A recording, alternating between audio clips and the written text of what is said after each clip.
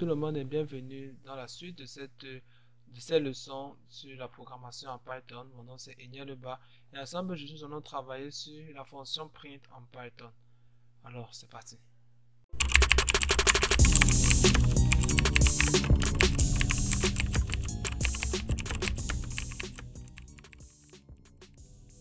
Donc aujourd'hui nous allons nous attarder sur la fonction print en Python.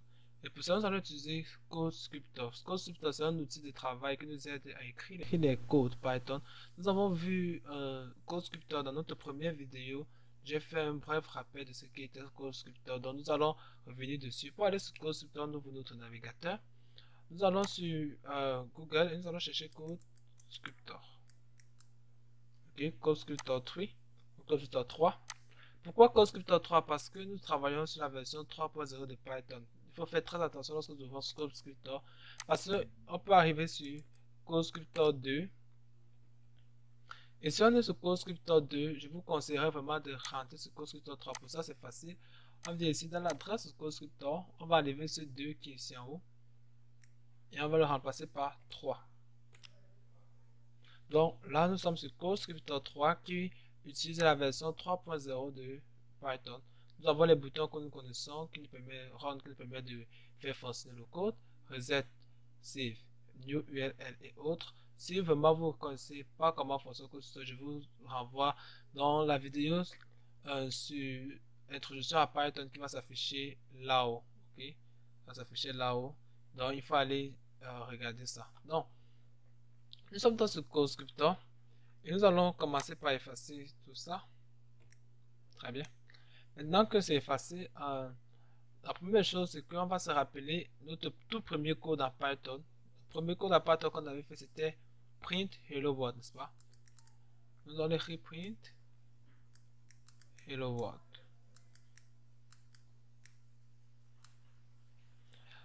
Nous allons faire run. On voit ici que hello world s'affiche. Alors, qu'est-ce qui s'est passé? Ce qui s'est passé, c'est que j'ai appelé une fonction qu'on appelle la fonction print. Et je vais demander à la fonction print de m'imprimer hello world. Ok? Et dans la fonction print a juste affiché à l'écran ce que je lui ai demandé d'imprimer. J'ai bien ici utilisé le terme fonction. Il faut savoir que en Python 2, nous n'avons pas les fonctions, nous n'avons pas la fonction print en fait, mais nous avons un statement. Un statement, ce sont des mots-clés, mais qui nous permettent de faire des actions. Ok? On a un peu comme le if statement qui nous permet d'avoir les conditions, de me rassurer qu'une condition est vérifiée avant de faire une certaine action. Et dans Python 2, on a le print statement. Je vais essayer d'ouvrir Python 2 sur CodeScriptor 2. Ok. Donc nous sommes sur CodeScriptor 2 ici. Je vais écrire print hello world. Ok. On va essayer que ça s'affiche hello world, mais si vous remarquez bien, il n'y a pas les parenthèses à cet endroit-ci. Maintenant, si je copie ce code et que je viens sur Python 3 et que je run, on se rend compte que on a une erreur, n'est-ce pas? On a une erreur, pourquoi? Parce que en fait, il nous dit bad input. Qu'est-ce qui se passe? C'est parce que print depuis la version 3 de Python, la nouvelle version de Python, print est une fonction, ce n'est plus un statement. Ok? Dans la version 2 de Python, nous avons print comme un statement et donc nous pouvons écrire print hello world comme ça sans les parenthèses. Mais dans la version 3 de Python, il faut mettre les parenthèses parce que c'est une fonction. D'où le titre, la fonction print en Python. Donc nous allons nous attarder vraiment sur la fonction sur Python 3 et donc utiliser print comme une fonction. Ok? Alors, la fonction print s'écrit comme ça, n'est-ce pas? Et dans les parenthèses, on peut mettre n'importe quel type d'objet ou n'importe quel type de données. Nous nous rappelons des données. Si tu n'appelles pas des données, le lien va s'afficher là, qui va te renvoyer sur la vidéo que j'ai faite sur les données. Mais ces données dont nous nous rappelons ont plusieurs types, n'est-ce pas? Nous avons, pour citer rapidement, les nombres, les strings, les booléens et autres. Donc, print peut nous permettre d'afficher tous les types de données. Mais ce que print fait, et ça c'est très important de le savoir, c'est que lorsque print va afficher les données, il va transformer toutes ces données en string. Ok? Donc print, sans l'intervention de quiconque, va transformer les données que nous allons lui passer en string. On va prendre un exemple. Donc, comme exemple, disons que nous voulons imprimer 25. Si j'écris ici 25, ok, je run. Nous allons voir ici que après Hello World, nous avons print 25. Mais ce 25 ci, comme je disais, ce n'est plus un nombre. Ici, j'ai passé un nombre 25, mais ici maintenant, c'est plus un nombre, c'est un string. C'est un peu comme si j'avais écrit print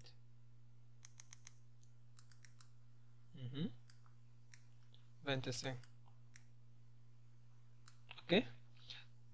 C'est exactement la même chose. C'est comme si j'avais écrit print comme ça, 25. Tous deux à ce niveau-ci, au niveau du output, sont des nombres. Ok? Un autre truc. Avant de continuer, nous allons un peu prendre un petit instant pour parler de ce qu'on appelle les commentaires en Python. Les commentaires, généralement, dans le monde de l'informatique, sont des outils très importants. Un code sans commentaire est qualifié de mauvais code, en fait. Bon, on n'est pas obligé d'écrire des commentaires pour tout. Par exemple, je ne vais pas commenter ça pour dire cette fonction me permet d'imprimer 25. Mais les commentaires m'aident à documenter mon code. En Python, il y a deux types de commentaires. Il y a le commentaire linéaire, c'est-à-dire commentaire sur une ligne, et des commentaires sur plusieurs lignes. Ok? Pour créer un commentaire sur une ligne, on utilise le hashtag sign, comme ça. Et donc maintenant, tout ce qui va sur le hashtag sign sur la ligne sera un commentaire. Un exemple, ceci est un commentaire. Ok? Donc, si j'enlève le hashtag sign et que je fais run, on aura un problème ici parce que nous avons un très mauvais input. Nous avons ici syntax error bad input. Voilà, c'est pas un bon input. Mais si je remets le commentaire, je fais run, nous n'avons plus de problème. Pourquoi? Parce que le traducteur de Python sait que lorsque je vois le hashtag, tout ce qui suit le hashtag ne m'intéresse pas. Ça ne fait pas partie du code. Donc c'est un commentaire. Maintenant, on peut créer un commentaire sur plusieurs lignes en utilisant trois apostrophes ouvrir et fermer, c'est-à-dire trois apostrophes. Ceci est un commentaire. Et donc trois apostrophes fermés. Et ça, c'est un commentaire sur plusieurs lignes. Donc, même si je run, ça ne va pas nous déranger. Mais si j'enlève les trois apostrophes ouverts et fermés, on sait que ça va nous déranger. Et lorsque je dis trois apostrophes, ça peut également être trois doubles apostrophes.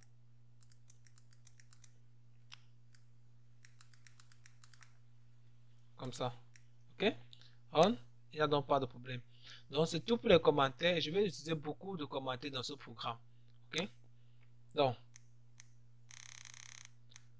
nous allons commencer notre programme. Nous allons commencer notre programme. Alors, je vais écrire le premier commentaire. La fonction print. Ok? Et donc là, maintenant, on se rappelle que la fonction print prend en... On sait que la fonction print prenait en argument, ou bien on pouvait mettre entre les parenthèses la fonction print n'importe quel type de data. Nous allons revenir sur les fonctions beaucoup plus tard et donc mieux comprendre comment les fonctions travaillent. Mais maintenant, pour la fonction print que nous intéresse aujourd'hui, il faut savoir que la fonction print, comme on l'a dit depuis, ça prend n'importe quel data et ça les traduit en string. Donc, nous allons essayer de voir comment cela fonctionne. Ok? Pour cela, nous allons commencer avec le premier type de data, les nombres. Donc, voilà. Très bien. Nous allons créer une variable âge égale 21. On va créer une autre variable date égale, semble 31 aujourd'hui. Nous allons créer, je sais pas, une dernière variable nombre de filles égale 2. Ok? Nous avons âge, date et nombre de filles. Maintenant, si je veux les imprimer, qu'est-ce que je vais faire? Je vais écrire print. Ok? Âge. Ok? Print. Date. Print. Nombre de filles. Attention, je mal écrit filles ici. Ok.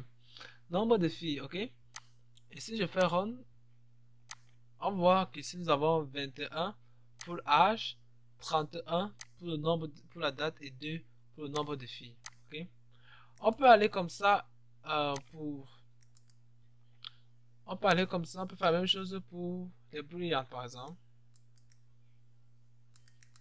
On va aller un peu vite parce que je ne veux pas que cette vidéo soit trop longue. Vous allez reprint true. Ok. On va essayer également un bool que ça égale à false et on va le print.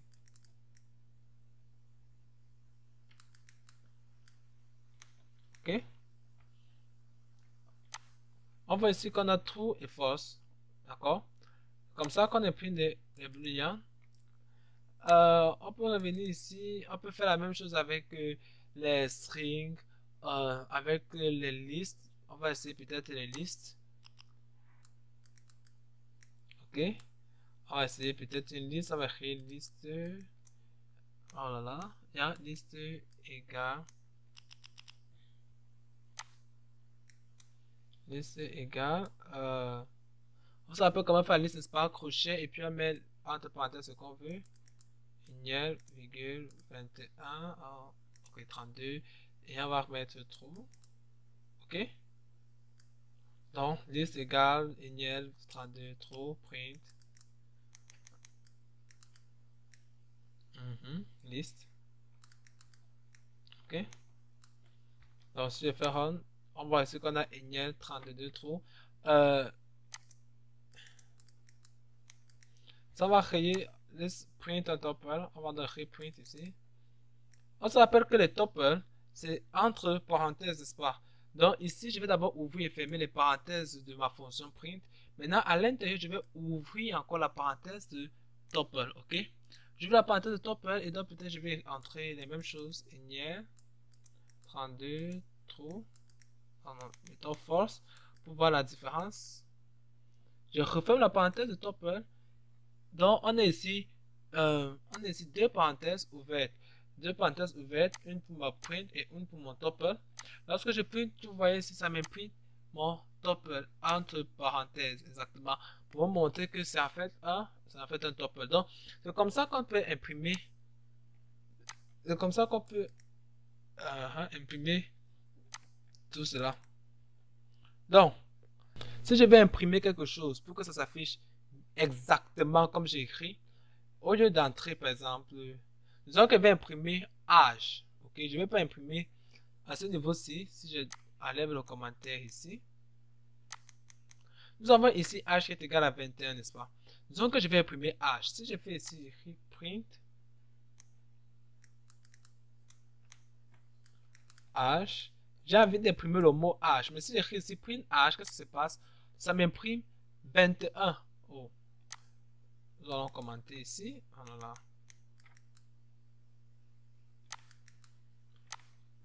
Il y a la parenthèse qui a été effacée. Voilà. Donc, si j'imprime ici âge, ça m'imprime 21, n'est-ce pas? Oh, je ne veux pas que ça m'imprime l'âge. Je veux que ça m'imprime le mot âge. Comment je fais? Alors, c'est pour ça qu'il faut que j'écrive print entre parenthèses. Et donc, maintenant, je dis que je veux imprimer le string âge. OK? Donc, entre parenthèses, je vais mettre le string que je vais imprimer. Comme ça m'imprime âge en string. Ça ne m'imprime pas âge comme ceci. OK? Si je commande ça, on voit ici qu'on a âge en string. On n'a plus le âge qui est en fait notre variable. Donc c'est comme ça. Pour imprimer un texte exactement, on le met juste en string. Ok? Ok, donc maintenant que nous savons comment faire pour imprimer les âges et autres, ce que nous allons faire maintenant, c'est simple. Ce que nous allons faire maintenant, c'est que nous allons travailler sur ce qu'on appelle les print formats. Print format nous aide à imprimer plusieurs données dans des formats différents. Donc, pour ça, nous allons prendre un exemple. Première chose, je vais commenter cette tâche. OK. Nous allons venir ici, vous allez écrire print format. OK. Même le $. OK, très bien. Maintenant, essayons de voir. Je vais imprimer un test du genre. Si je vais imprimer l'âge de. Et je veux que à ce niveau-ci, j'ai un nom. Et je veux que ce soit un âge ici. Ok. Je veux aussi l'âge 2. j'ai un nom ici et un âge. Donc, la première chose que je vais faire, c'est que je vais créer nom et âge. Je vais leur donner les valeurs respectives Eniel et 21. Ok? Donc, normalement, ce que je veux, ce serait par exemple, dans mon cas, si on a nom et âge, Eniel est 21, je veux que ce soit âge de Eniel est 21. Ok? On comprend. Donc, comment je fais? Ce que je vais faire simplement, c'est que je vais utiliser ce qu'on appelle un string format. Bon, il y a plusieurs manières de l'utiliser. Il y a des formats qu'on peut créer soi-même. On peut utiliser les propriétés du print pour créer certains formats. Et on peut utiliser le format function, c'est-à-dire la fonction format. Ok, nous allons commencer par, premier truc, créer des formats soi-même. C'est ce que je ne vous propose pas. On va utiliser la stringification, c'est-à-dire rendre tout ça en string. On se rappelle que print utilise, quand print veut sortir, en fait, print imprime un string au niveau de l'écran, n'est-ce pas? C'est-à-dire, il imprime une chaîne de caractères, il n'imprime pas les nombres, il n'imprime pas les booléens, mais il imprime une chaîne de caractères. Donc, s'il imprime une chaîne de caractères, ça veut dire qu'il transforme chaque donnée en chaîne de caractères. Cependant, lorsqu'on donne plusieurs données à print, ce que print fait, c'est qu'il ne peut pas traduire, il traduit en fait chaque donnée qu'on va lui passer en caractère. Ok? Donc, si on prend par exemple un exemple, on va écrire print. Je vais lui passer le caractère, je vais lui passer H2. On se rappelle que si tu veux écrire quelque chose littéralement, tu le mets en string dans les parenthèses de print. Donc H2, je veux que ça s'appelle H2, virgule. Je vais lui passer un autre truc, un autre argument en fait. On les appelle des arguments. Je vais passer un autre argument. Ici, l'argument sera l'argument non qu'on a créé ici. On se rappelle, virgule. Je vais passer un autre argument. L'autre argument sera un autre test qui en fait est virgule. Et je vais lui passer le dernier argument. Le dernier argument est H, n'est-ce pas? Oh, je n'ai pas fermé. Virgule H. Je ferme la parenthèse. Et si j'imprime ici, on va ici H de Eniel est 21. Ok? Ça, c'est parfait. C'est-à-dire, je lui passe plusieurs arguments. Ces arguments peuvent être de n'importe quel type de détail, comme on les a vus. Et ce que Sprint va faire, c'est qu'il va traduire chaque argument en un string. La deuxième chose, c'est que je peux transformer tout ça en string directement moi-même. Et donc, nous allons voir ça en faisant transform en string. Print H2 espace, parce que je vais écrire H2 plus ça fait tout le monde en string. Je suis en train d'écrire un string. Alors pour transformer en string, il va falloir que je transforme ce nom-ci en string moi-même. Et pour cela, je vais utiliser le signe plus. Plus me permet de faire ce qu'on appelle concatenate, c'est-à-dire ajouter deux strings ensemble, ok? Donc ce n'est pas l'addition comme 1 plus 1 égale à 2, mais c'est ajouter deux strings ensemble comme on faisait la mathématique, on disait B plus A, donné bas, n'est-ce pas? Donc ici, on va ajouter H est plus le nom va me donner H2 plus le nom va me donner H de nom, ok? Donc ici, le nom, je ne peux pas simplement écrire plus nom comme ça, parce que nom comme ça n'est pas un string. Je vais devoir utiliser une autre fonction qu'on appelle str ou stringify. Str, entre parenthèses, j'écris nom. Donc, ce que ça me dit maintenant, c'est H de l'espace. Je veux que tu m'ajoutes ce qui est dans ce nom en string. Je veux que tu le transformes en string et que tu l'ajoutes. Plus encore, pour dire que je vais ajouter un autre truc. Ok? Plus, espace, et, espace, plus, string, H. Ok. Mais il y a un truc. Si je run, quand ça me dit S-L-G, oh, qu'est-ce que j'ai fait ici? STR. H, H, c'est un petit A, ok. Donc on a H de Eniel est 21, n'est-ce pas? Donc, Il faut se rappeler également que ce nom-ci est un string. Donc, si ce nom est un string, je n'ai pas besoin de transformer encore en string, puisqu'il est déjà un string. Donc, ce que je peux faire ici, c'est simplement écrire plus nom.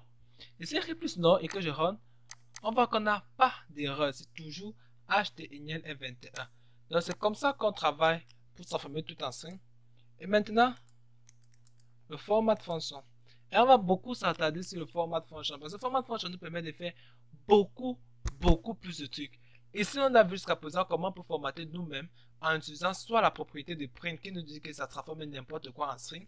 Soit qu'on peut écrire h de nom est h comme ça. Et lui-même va transformer en string tout en ajoutant l'espace avant ou après chaque.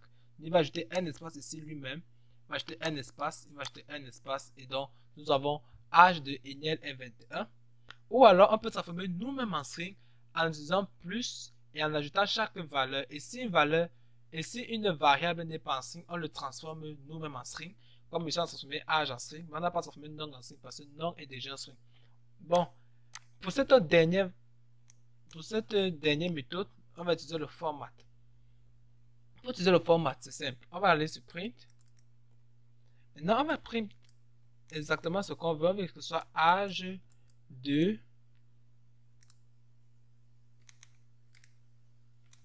est, n'est-ce pas? Alors, ce qui se passe, c'est que je vais simplement lui dire que je vais te passer deux valeurs et je veux que dans cette valeur-là, tu me dises âge de la première valeur est la deuxième valeur, ok? Et donc maintenant, je vais mettre un point, je vais écrire format. Et entre parenthèses, de format, je vais lui passer les deux valeurs. Et on sait que ma première valeur ici, c'est âge de, on a vu que c'est âge de nom, n'est-ce pas? Donc, ma première valeur, c'est nom est âge. Ok? Âge de nom est âge. Si je run, j'ai oublié de refermer la parenthèse une deuxième fois. Si je run, âge de, ok, ma bad. Désolé. Je ne vois vraiment pas bien. Ok. Donc, âge de premier est deuxième. Donc, c'est âge de nom est âge. Maintenant, on va essayer de faire un truc. On va essayer de commenter ce nom et cet âge. On va commenter ça jusque ici. Ok. Bon, maintenant ici, on va écrire print âge de est nom et âge. Si ce que je fais rendre ça maintenant, on aura un problème. Pourquoi? On dit ça que nom is not defined. Donc on a ce nom qui n'est pas défini, on a cette âge qui n'est pas défini parce qu'on l'a commenté. On s'appelle que quand on commente, le traducteur ne tient pas en compte de ça, n'est-ce pas? Donc on a un nom qui n'est pas défini, âge qui n'est pas défini. Alors comment on fait? Ici, simplement, je peux définir si j'écris, je veux que tu me printes ici nom, je veux que tu me printes ici âge. Ok? Et donc maintenant, ici dans nom, je vais en fait dire que nom, ça va être égal à Eniel. Ok? Et lorsque tu vas trouver que j'ai demandé l'âge, je veux que l'âge ici soit égal à 21. Et donc maintenant, je peux run. On va toujours me dire âge de Eniel est 21. Pourquoi? Parce que je vais seulement dire que tu me cherches ici dans nom et dans âge. Je veux que tu transformes ce nom par la valeur Eniel et cet âge par la valeur 21. Également, donc, on peut avoir oh là là. Donc, on peut avoir print âge comme ça. 1, 2, 3. Donc, on peut avoir print comme ça avec nom et âge, ou alors on peut avoir format nom et âge et on définit nous-mêmes. Et même si, disons que ça, ce n'était pas commenté, et que si je veux que ce soit plutôt, non pas Eniel, mais je veux peut-être que ce soit, c'est pas moi, Benjamin. Ok. Et ici, je veux que l'âge soit 22. Oh, désolé. Si je run, on va voir ici là que au lieu d'utiliser Eniel et 21, qui sont définis ici en haut, nom étant Eniel et âge étant 21, il va plutôt utiliser ici Benjamin et âge que je lui ai donné. parce qu'ils utilisent les valeurs que je vais donner prioritairement. Ok? On va continuer avec ce print maintenant, avec ce format. On va maintenant essayer de formater autre chose. Donnons un nombre décimal, disons le salaire. Donc on va dire salaire est égal à 500.129, ok? On a un salaire qui est 159. Si je vais dire print salaire de est, ici je vais plutôt écrire salaire, ok? On va dire que le salaire de Eniel est 500.159, c'est ce que j'ai écrit ici. Maintenant, disons que je vais simplement deux chiffres après la virgule, ou bien je vais simplement un chiffre après la virgule. Comment je fais? Alors, je vais utiliser une propriété, la propriété float de format. Pour ça, je vais venir ici, disons, je veux que ce soit le salaire, n'est-ce pas? Et dans le deuxième point qui est le point de salaire, je vais mettre deux points. Ok? Pour me dire que, ok, maintenant, tu as dans le salaire et je veux que la partie décimale soit juste deux chiffres après la virgule. Donc, je vais mettre point 2F. Point 2F veut dire quoi? Point 2F veut dire, je veux simplement que je prenne deux float numbers, c'est-à-dire deux chiffres après la virgule. Donc, si je mets rond, ici, on a maintenant de 159, on a maintenant 300.16. Il va m'arrondir ce 159 à 0.16 parce que je veux deux chiffres après la virgule. Je peux vouloir trois chiffres après la virgule, quatre chiffres après la virgule, mais c'est comme ça. Et cette opération, tu ne peux pas le faire avec un autre type de formatage de string comme on a vu tout à l'heure. C'est simplement avec format. Un dernier truc qu'on peut faire avec format. Voilà. Disons par exemple que à ce niveau-ci, je vais plutôt écrire c'est pas. Voilà. Disons qu'ici plutôt au lieu de non et h, j'ai plutôt h, virgule non. Ok? Donc j'ai h, virgule non. CTRL C, CTRL V. Toi, je vais te formater. Voilà. Ici, j'ai h, virgule non. Ici, j'ai écrit h de 21 est Eniel. Pourquoi? Parce qu'on se rappelle que ça va prendre premier, deuxième, n'est-ce pas? Donc là, j'ai h de 21 Eniel. Mais maintenant, je veux pas ça. Je veux plutôt que ce soit renversé. Je veux que ce soit plutôt h de Eniel est 21. Donc, je veux que ce soit h de non est h. Qu'est-ce que j'ai fait ici? C'est que je vais compter. On s'appelle qu'on compte de 0 jusqu'au dernier chiffre en commençant de la gauche vers la droite. Ici, âge est l'index 0 et nom est l'index 1. Mais ici, je vais écrire h2, 1 est 0. Et si je run, on va plutôt voir que ça va m'inverser. Parce que je disais que je veux que ici, tu me mettes le numéro 1 à cet endroit. Le numéro 1, c'est non, n'est-ce pas? Donc, ça me dit h de Eniel est le numéro 0. Le numéro 0, c'est 21. Donc, h de Eniel est 21. C'est ce qu'on appelle donc les formats. Donc, pour nous résumer, aujourd'hui, on a vu comment on imprime les variables et comment on fait le print format, n'est-ce pas? D'autres trucs qu'on peut imprimer, c'est par exemple, si tu veux imprimer une ligne blanche. Si disons que je vais imprimer une ligne blanche entre tous ces print format, qu'est-ce que je vais faire? Il y a deux moyens de le faire. Je peux imprimer une ligne blanche après, en ajoutant simplement ici là, /n. Ok? Si j'ajoute ici /n, on voit ici que ça m'ajoute une ligne blanche. Ou alors, je peux venir ici manuellement écrire print rien à l'intérieur et ça va m'ajouter une ligne blanche. Il faut savoir que print rien à l'intérieur est différent de par exemple print. Ok. Parenthèse. Yeah. Donc, print rien à l'intérieur est différent de print guillemets et rien dans les guillemets. Print rien à l'intérieur veut simplement dire ajoute-moi une ligne blanche. Print guillemets rien dans les guillemets veut dire imprime-moi un caractère, un champ de caractère qui n'a pas de caractère. Donc c'est différent.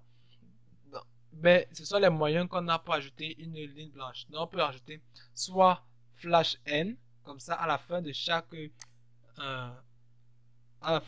ligne, /n comme ça. Et là, si je run, c'est dit n, pas m. Si je run, on a ici une ligne blanche. Mais si j'ajoute ici, ou bien je peux écrire simplement print, rien dedans, et j'aurai une ligne blanche qui sera imprimée, ou bien simplement en caractère. Donc, c'est tout pour la vidéo d'aujourd'hui qui portait sur le print et print format. C'est tout sur la fonction print. La prochaine fois, nous allons voir les opérations basiques qu'on peut faire avec des variables. Allez, c'est tout pour aujourd'hui. Bye bye.